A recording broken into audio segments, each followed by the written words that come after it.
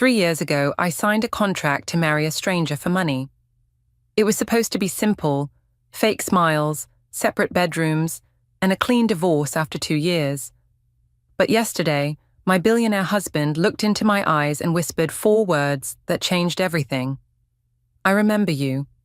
If you've ever wondered whether love can bloom from the most unexpected places, or if you believe in second chances that span decades, this story will leave you speechless. Hit that like button if you're ready for a journey that proves some connections are truly meant to be. And don't forget to subscribe. Because trust me, you won't want to miss what happens next. Let me take you back to where it all began. 3 years ago, I was Luna Martinez, 25 years old, and my life was falling apart faster than I could hold it together. I was working double shifts at a diner downtown, my hands permanently stained with coffee and grease, my feet aching in shoes held together with duct tape. Every morning felt like drowning, and every night felt like barely coming up for air. My father had been diagnosed with stage 3 lung cancer 6 months earlier. The medical bills were crushing us. I'd watch him try to hide his pain, pretending he was getting better while I pretended I wasn't terrified of losing him. The insurance covered maybe 30% of what we needed, and the rest fell on me. I'd sold everything I owned, my car, my grandmother's jewelry, even my college textbooks. It still wasn't enough. The eviction notice came on a Tuesday. Bright orange paper taped to our apartment door like a neon sign announcing my failure. I sat on the floor of our empty living room that night, surrounded by unpaid bills, scrolling through job listings on my cracked phone screen. That's when I saw it. An advertisement that seemed too bizarre to be real. Seeking wife for business arrangement. Compensation, $500,000. Serious inquiries only. I stared at those words until they blurred together. $500,000. It was more money than I'd ever imagined having. It could save my father's life, pay off our debts, give me a chance to breathe again, but marry a complete stranger.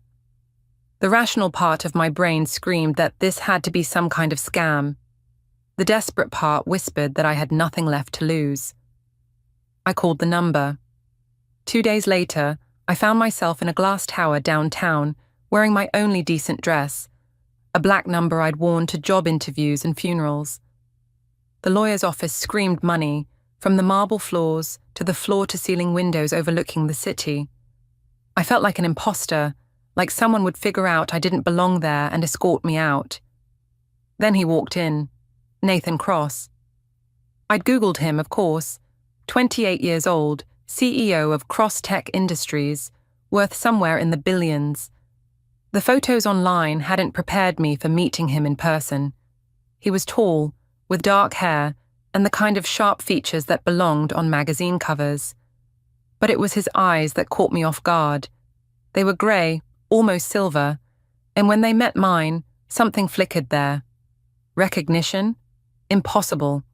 I'd never met anyone like him. "Miss Martinez," he said, his voice crisp and businesslike, "thank you for coming." He explained the situation with the efficiency of someone reading a grocery list.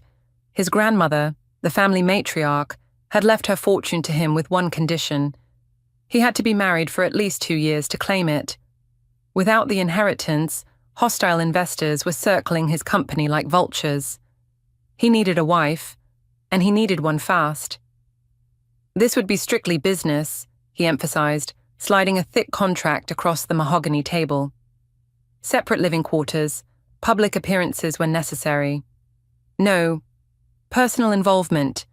After 24 months, we divorce quietly, and you walk away with your compensation.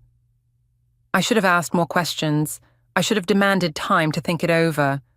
Instead, I found myself asking, why me? For just a moment, his professional mask slipped. You need the money, and you won't complicate things with romantic notions. This is a transaction, nothing more. His words stung, but he wasn't wrong. I signed the contract with shaking hands, my signature sealing a deal that would change everything. We shook hands formally, like business partners closing a merger, which I suppose we were. Our wedding was nothing like the fairy tale ceremonies I'd dreamed of as a little girl. City Hall, 2 witnesses pulled from the hallway, and a ceremony that lasted exactly 7 minutes. Nathan wore a navy suit that probably cost more than my annual rent.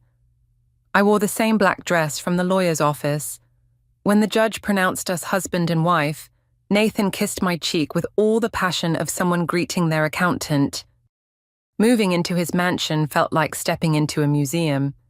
Everything was pristine, expensive, and cold. My new husband showed me to the East Wing, my wing, with the same enthusiasm he might have shown a house guest to the bathroom. He explained that he typically left for work at 6 a.m. and returned after 8 p.m. We would share dinner on nights when appearances mattered, but otherwise, we were to live separate lives under the same roof.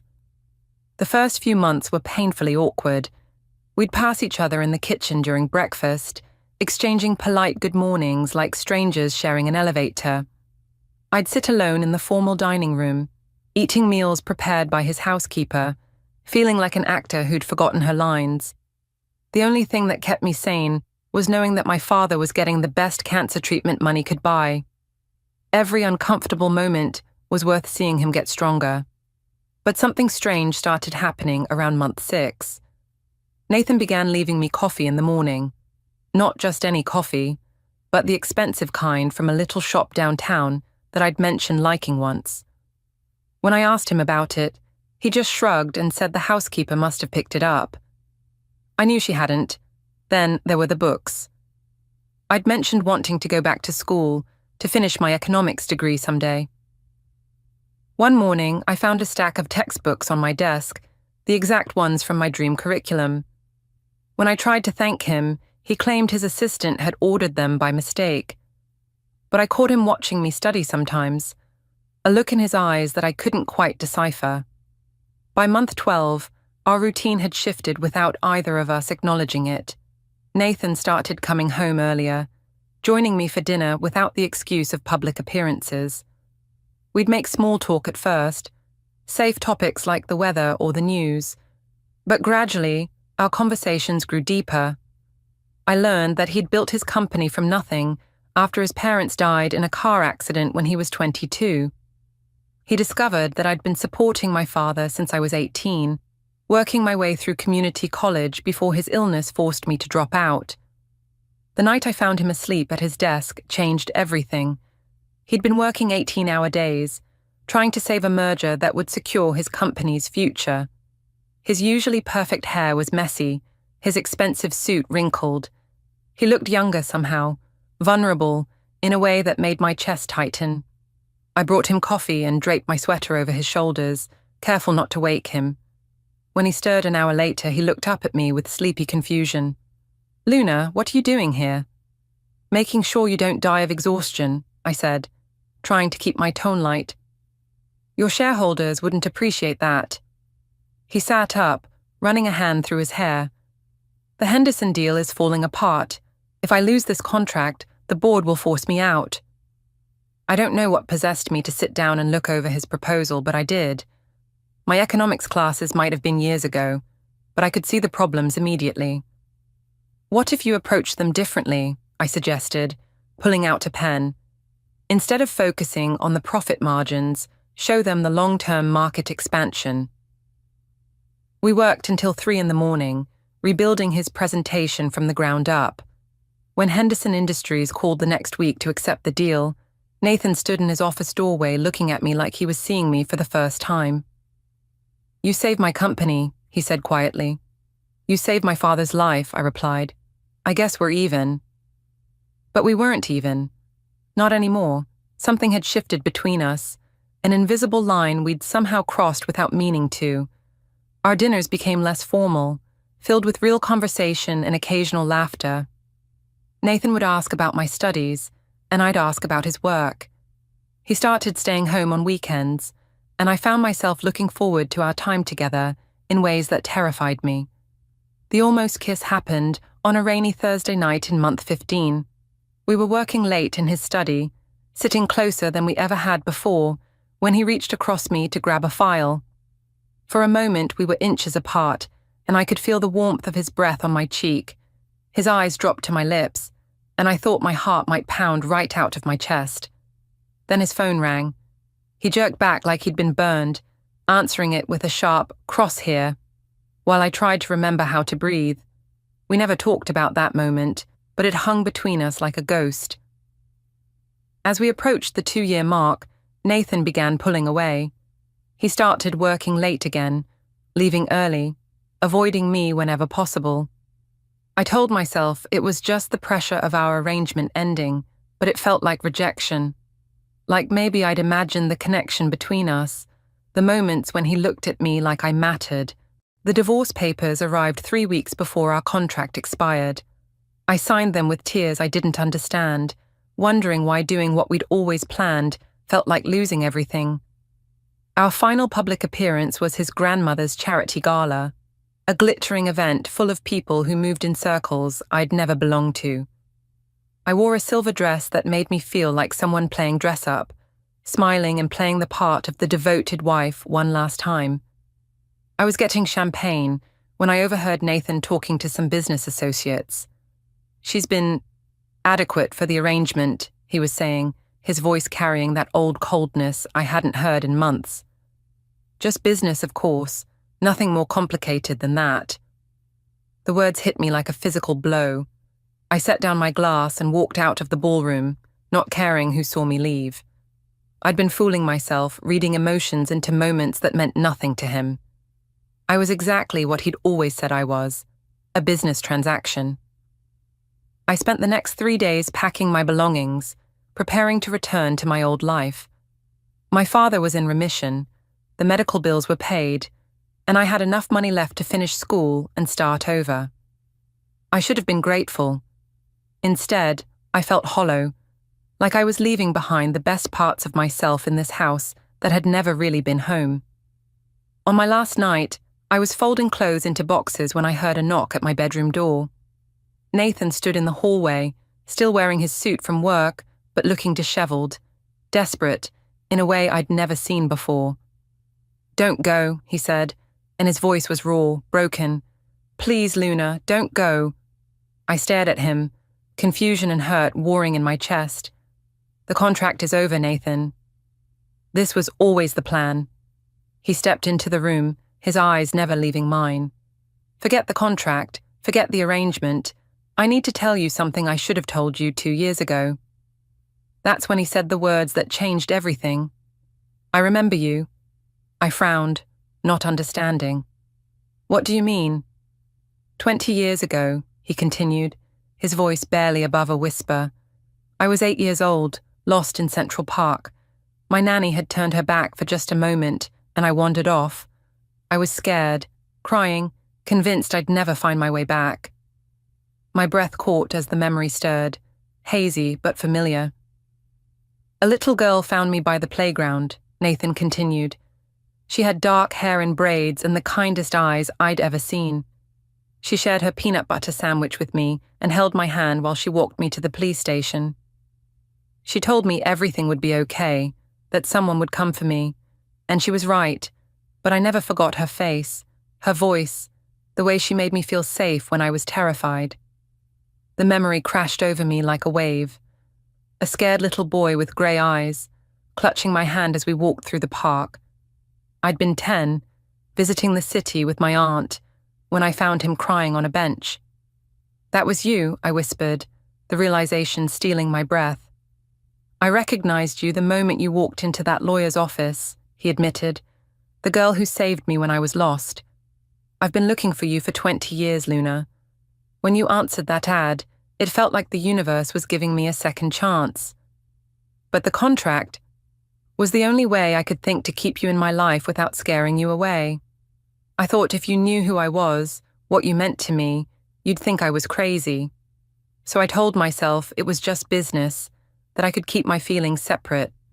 But I fell in love with you all over again. Every morning when you smiled at me over coffee, every night when we talked until late, every moment you looked at me like I was worth something more than my bank account." Tears were streaming down my cheeks now. "The things you said at the gala, were me trying to convince myself this was still just an arrangement, because loving you terrifies me, Luna. Needing someone the way I need you goes against everything I've taught myself about staying in control. He reached into his jacket and pulled out our signed divorce papers, ripping them in half. I don't want a business arrangement. I don't want a contract marriage. I want you to stay because you want to stay. I want to marry you again, for real this time. Not because of money or inheritance or family pressure, but because I love you, because I've loved you since I was 8 years old, and I want to love you for the rest of my life. I launched myself into his arms, kissing him with 2 years' worth of suppressed feelings. He held me like he was afraid I might disappear, and I held him like he was my anchor in a storm. I love you too, I whispered against his lips. I think I started falling for you the moment you left me that first cup of coffee, but I was so scared you'd never see me as anything more than a business deal. You're everything, he said, cupping my face in his hands. You're the girl who saved me when I was lost, and you saved me again when I didn't even know I needed saving.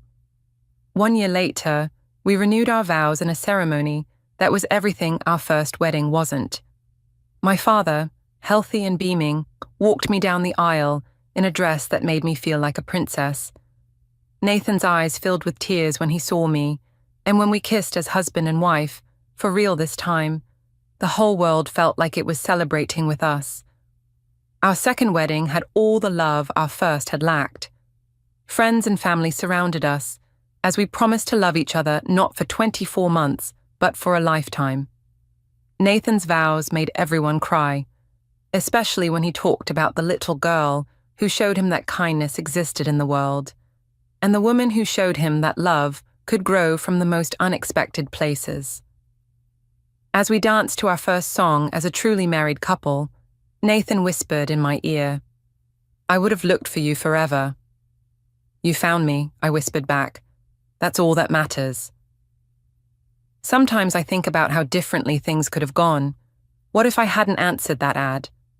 What if I'd been too proud to enter a contract marriage? What if Nathan had chosen someone else, someone who didn't remind him of a long-lost memory? But then I remember what I've learned about love, that it finds a way, that some connections are too strong to be broken by time or circumstance or fear. Our story started with a contract, but it was always meant to be so much more. Because love isn't something you can schedule or negotiate or sign away. It's something that happens when two people see each other, really see each other, and decide that what they've found is worth fighting for. Sometimes the universe has a funny way of bringing the right people together, even when they don't realize they've been searching for each other their whole lives. If this story touched your heart, smash that like button and let me know in the comments. Do you believe in childhood connections that last a lifetime? Subscribe for more incredible love stories that prove fate works in mysterious ways. And remember, sometimes the best love stories start with the most unexpected beginnings. Until next time, keep believing in love.